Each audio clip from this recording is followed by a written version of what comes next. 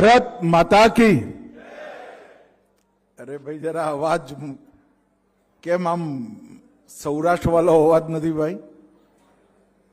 बन्ने हाथ उपाड़ी जल संचयना संकल्प ने फरी एक बार मन में याद करी भारत माता नो जयकारो लगाइए। बोलो भारत माता की। मंच पर उपस्थित गुजरात राज्यना उपमुख्यमंत्री श्रीमान हर्षभाई संघवी जी, मारा मित्र अने गुजरातना कृषि अने सहकार मंत्री जीतूभाई वाघाणी जी, आज जेमना निमंत्रण थी हूँ अहीं आयो छूं અને જળ સંચયના અદ્ભુત કમિટમેન્ટને બિરદાવવા માટે હું આવ્યો છું।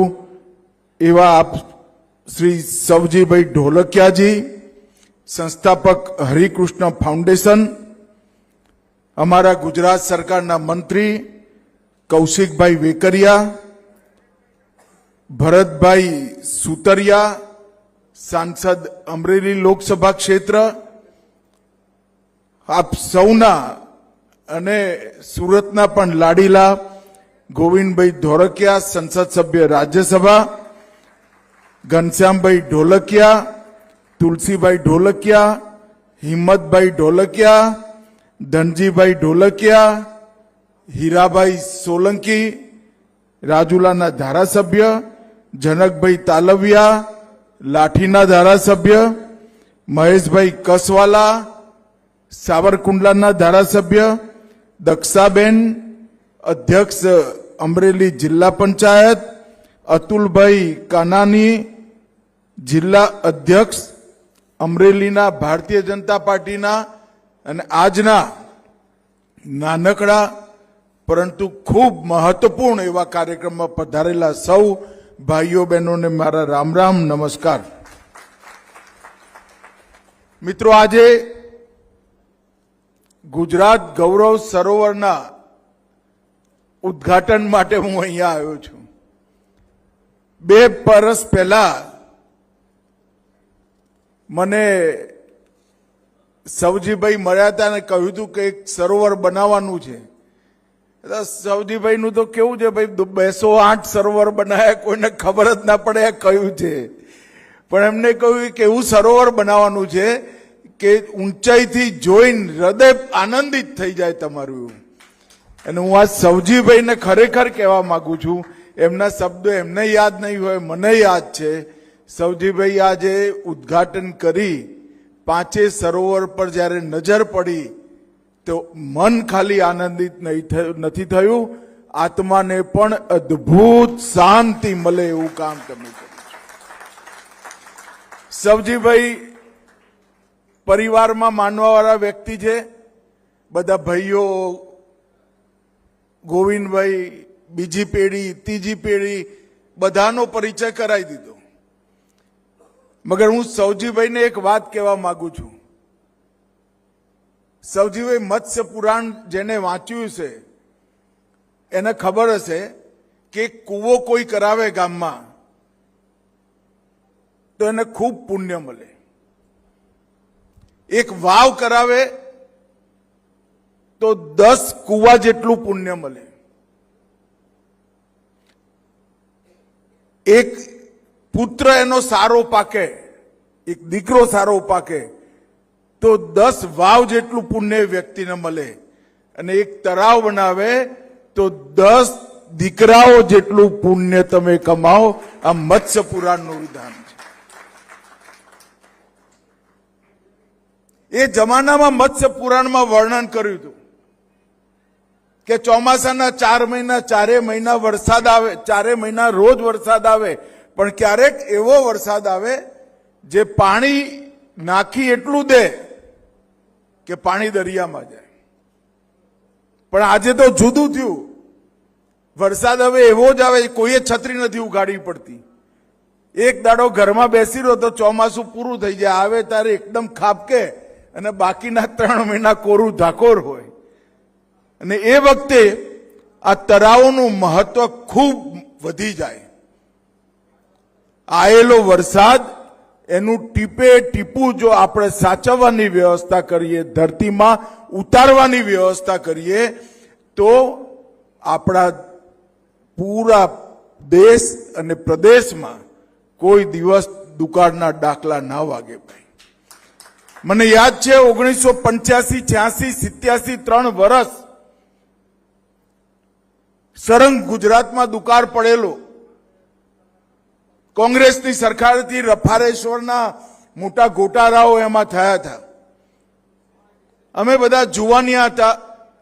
નરેન્દ્રભાઈ અમારા નવા નવા સંગઠન મંત્રી બન્યા હતા. એમને ન્યાય યાત્રાઓ કાઢી હતી.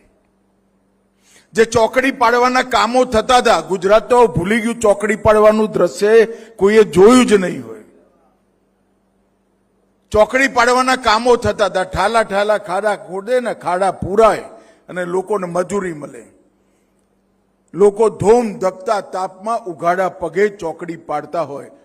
અમે અમદાવાદથી સૌરાષ્ટ્રના વિસ્તારમાં, મને રાજકોટ ગ્રામ્ય વિસ્તાર આપ્યો તો, 1-250 ગ્રામ સુખડી અને 2 જૂના ચંપલ લોકોના ઘરેથી ઉઘરાઈ વેચવા આવતા હતા. ભાઈ, અને એ વખતે પાછા જતા એસટીમાં બેસવા રાજકોટ હું ગયો ત્યારે રાજકોટની અંદર જે પરબ હતી, 2.5 ફૂટ નીચે નર લઈ ગયેલા ખાડો ખોદીને. 2.5 ફૂટ નીચે.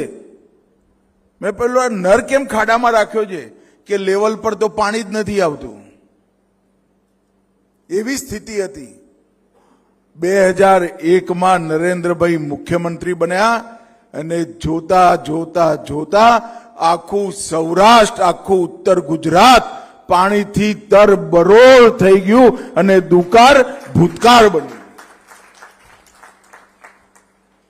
કલાપી એક વાર્તા લખી, કવિતા લખી હતી કે રાજા જેવો હોય એવું પ્રજાનું ભાગ્ય હોય. ખૂબ સુંદર કવિતા છે. રાજા એક દિવસ ઘોડા પર બેસી ગામમાં ગયા. ખેતરમાં ઉભા રહ્યા. એક માં હતી અને કોઈ માવડી થોડું તરસ લાગી છે. એ ઓળખતી નથી રાજાને. એને શેરડી કાપી અને રસનો ધોધ થયો અને રાજાને કહ્યું, ખોબો ધર ભાઈ, તારી તરસ છીપાઈ દે. પાણીમાં શું પીવું તું? તને હું શેરડીનો રસ પીવડાવું. રાજાના મનમાં વિચાર આવ્યો કે માનું આખું ખેતર શેરડીથી ભરેલું છે, કેટલી સમૃદ્ધ માં છે. પછી એને કહ્યું, માં મને હજી થોડો શેરડીનો રસ પીવડાવો. બીજી શેરડી લીધી, કાપી, રસ ના નીકળ્યો.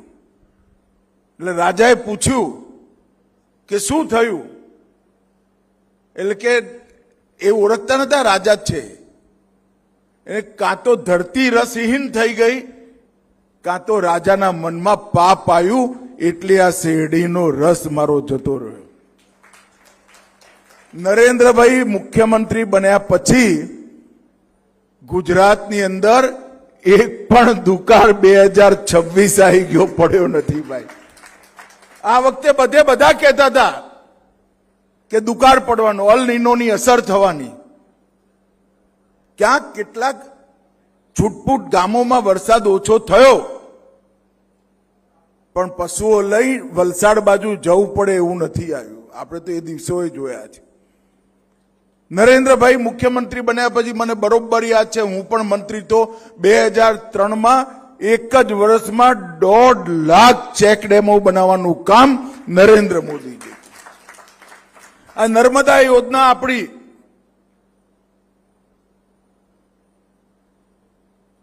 1964માં એનો ભૂમિપૂજનનો પથરો જવાહરલાલ નહેરુ મૂકી ગયા હતા. 64માં મારો જન્મ થયો. એના દરવાજા નરેન્દ્રભાઈ વડાપ્રધાન બન્યા ત્યારે ખોલવામાં આવ્યા અને નર્મદાનું પાણી આજ તો સમગ્ર સૌરાષ્ટ્ર, કચ્છ, ખાવડા સુધી પહોંચાડે. પાણી વધતું હતું તો સૌની યોજના બનાવી અને વધારાનું પાણી સૌની યોજનાના માધ્યમથી સૌરાષ્ટ્રના ડેમો અને સૌરાષ્ટ્રની નદીઓમાં નાખવાનું કામ કર્યું. 10,000 સરોવર ઉત્તર ગુજરાત, મધ્ય ગુજરાતના નર્મદાથી ભરવાનું કામ કર્યું અને સવજીભાઈ જેવા કેટલાય લોકોને પ્રેરણા આપી સેંકડો તળાવો બનાવવાનું કામ નરેન્દ્ર મોદીજીના નેતૃત્વમાં. વડાપ્રધાન બન્યા, જલ શક્તિ મંત્રાલય એની રચના નરેન્દ્ર મોદી સાહેબે કરી. જલ એ જીવન, અનેક સંતો કહેતા કહેતા ડાયરા કર્યા, પણ સરકારે જલ શક્તિ મંત્રાલયની ક્યારેય સ્થાપના નથી કરી. નરેન્દ્ર મોદી સાહેબે જલ શક્તિ મંત્રાલયની સ્થાપના કરી અને દેશભરમાં જેટલા ડેમ હતા 1 રૂપિયો ખર્ચો કર્યા વગર ગાદ કાઢી સિંચાઈની ક્ષમતા 160% વધારવાનું કામ નરેન્દ્ર મોદીજીએ કર્યું. Drip irrigation system, sprinkler irrigation system, catch the rain અભિયાન, ટીપે ટીપું જમીનમાં પાછું જાય એની વ્યવસ્થા કરી. આજે હું આવતા સવજીભાઈને પૂછતો હતો કે ભાઈ આ તમે ગાગડિયા નદી નવી ફરીવાર પુનર્જીવિત કરી, આ 21 એકરનું એક 360 મીટર લાંબુ 260 મીટર પહોળું અને 4 મીટર ઊંડું તળાવ બનાવ્યું, કરોડો ગેલન પાણી આની અંદર થવાનું, જિલ્લામાં શું અસર થઈ? ત્યારે એમને કહ્યું કે સાહેબ અમારા પાણીના તર 500 ફૂટ ઉપર આવી ગયા અને આજે કુવા જીવતા થઈ ગયા. બોરવેલ બનાવવો ના પડે એવા પ્રકારની વ્યવસ્થા કરી અને 208 સરોવર એક જીવનમાં બનાવવા એ બહુ મોટી વાત છે. છતાંય નમ્રતા જુઓ ભાઈ. સવજીભાઈ કહ્યું મેં તો અરજી નથી કરી, મને પદ્મશ્રી આપી દીધો. સવજીભાઈ 208 સરોવરને જલ સંચય માટે આટલું કામ કર્યા પછી તમારે અરજી કરવી પડે તો અમારી સરકાર નકામી ગણાય, સરકારને જો ના દેખાય. પદ્મશ્રી, પદ્મભૂષણ, પદ્મ વિભૂષણ, ભારત રત્ન, આ બધા પુરસ્કારો પરિવાર માટે નથી, ઓળખીતા પારખીતાઓ માટે નથી. આ પુરસ્કારો એમના માટે છે જે પ્રશંસાની ઈચ્છા રાખ્યા વગર સમગ્ર જીવન ભારત માતાના સૌ ગરીબો માટે જે વાપરે એના માટે છે. અને સમગ્ર સૌરાષ્ટ્રમાં આ સંસ્કાર પાણી બચાવવાના આજે નવી પેઢી જોડે પણ પહોંચ્યા છે અને હજારો સંતોએ, હજારો ડાયરા કરવાવાળા લોક કલાકારોએ પાણીની જરૂરિયાતને લોકો સુધી પહોંચાડવાનું કામ કર્યું છે. મિત્રો, હું આજે અહીંયા આવ્યો છું ત્યારે ગોવિંદ કાકાની એ વાત કરવા માંગુ છું. ગોવિંદ કાકાને એક દિવસ મેં વહેલી સવારે ફોન કર્યો હતો કે ભાઈ તમારે રાજ્યસભામાં જવાનું છે. એ કહે સાહેબ હું ત્યાં જઈને હું કરીશ? અરે મેં કંઈનું કંઈ કરજો, તમે આવી જાઓ. મોદી સાહેબે જ કહેવડાવ્યું છે ને, મોદી સાહેબની ખાસ ઈચ્છા છે કે ગોવિંદભાઈ રાજ્યસભામાં. પછી હું સુરત ગયો હતો. સુરતની નજીક નિઝર, ઉચ્છલ, ડાંગ, છેક વલસાડ સુધી ધર્મ પરિવર્તનનું કામ ખૂબ જોરમાં ચાલ્યું. એ વખતે ગોવિંદભાઈને કેટલાક લોકોએ ભેગા થઈ દરેક ગામમાં હનુમાનજીનું મંદિર, સત્સંગ અને નિશારો બનાવવાની શરૂઆત કરી. તો ગોવિંદભાઈ મને ફોન કર્યો કે તમે સવારે નાસ્તો કરો, અમારા જે બધા લાગ્યા છે એની સાથે રહો તો ઉત્સાહ વધશે. તો આયા હતા મલવાન, મેં બેસાડી દીધા દરવા. મેં કહું ભાઈ આટલા ના ચાલે, 250 ગામ ના ચાલે, 1100 ગામ પૂરા કરી દેવા પડે અને દરેક ગામમાં હનુમાન મંદિર બનાવે. અને મિત્રો, મને ખરેખર આનંદ છે. આખા દક્ષિણ ગુજરાત પંથકની અંદર એમના ફાઉન્ડેશને સુંદર હનુમાન મંદિર, શનિવારે સુંદરકાંડ, નિસારો અને નિસારોમાં ભણતા છોકરાઓ પોતાનું જીવન સુધારે અને સનાતન ધર્મમાં રહે અને પાછા આવે એની પૂરી વ્યવસ્થા કરી. એમની સ્કૂલોમાં પડેલા છોકરાઓના જેના સારા માર્ક આવ્યા હતા એની સાથે મારા ભોજનનો કાર્યક્રમ રાખ્યો હતો. આદિવાસી પરિવારના આદિવાસી ગામમાં ઉછરેલા બાળકો જે રીતે સંસ્કૃતના શ્લોકો ને દુર્ગા સ્તવન ગાતા હતા, મનને ખરેખર ટાઢક પહોંચે. હો ભાઈ, આમ શાંતિ થઈ જાય એવું વાત. અને એ વાતાવરણને આ અભિયાનને એમને આગળ વધાર્યું છે. મિત્રો, આજે તો હું ખાલી મોદી સાહેબે જે 2001માં ગુજરાતની વિપરીત પરિસ્થિતિ, આપણું 80% પાણી ભરૂચ સુધી અને વસ્તી ત્યાં 16%, આટલો મોટો